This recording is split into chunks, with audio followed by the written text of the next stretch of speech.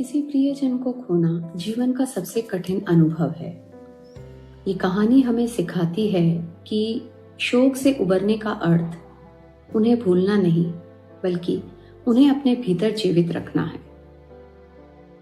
कैसे? आइए जानते हैं।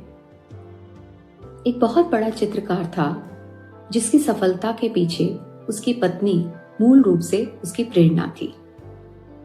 अचानक एक बीमारी के चलते उसकी पत्नी का देहांत हो गया।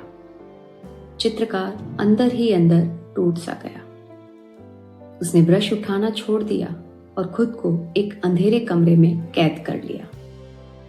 उसे लगता था कि उसकी जिंदगी से उसकी कला का रंग ही चला गया है। कुछ समय बाद एक छोटा बच्चा उसके पास आया और उसने चित्रकार की कुछ पुरानी और अधूरी पेंटिंग की ओर इशारा करते हुए कहा, अंकल, आप इसे पूरा क्यों नहीं करते? ये कितनी सुंदर लग रही है।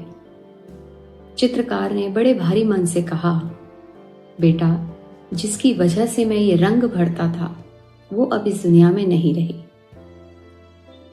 बच्चे ने समझाया बड़ी मासूमियत से कि लेकिन अंकल, अगर आप इस पेंटिंग को अधूरा छोड़ देंगे तो दुनिया को कभी पता ही नहीं चलेगा कि वो इंसान कितना खास था आपके लिए, जिसने आपको इतना महान चित्रकार बनाया। उस दिन चित्रकार को समझ आया कि दुख में डूबकर अपनी प्रतिभा को खत्म करना उस प्रियजन का अपमान है।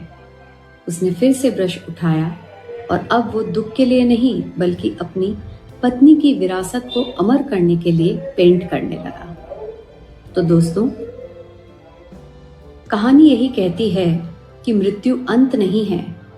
जो लोग हमें छोड़कर चले जाते हैं वे हमारे कर्मों में, हमारे विचारों में और हमारी मुस्कान में जीवित रहते हैं। जब कभी भी रोना आए तो रो लीजिए, क्योंकि उदास होना स्वाभाविक है, लेकिन सबसे बड़ी श्रद्धांजलि यही है कि हम वो जीवन जिएं जिसे देखकर उन्हें गर्व हो। और दुख कभी पूरी तरह खत्म नहीं होता, लेकिन उस दुख के साथ जीना और आगे बढ़ना हम सीख जाते हैं।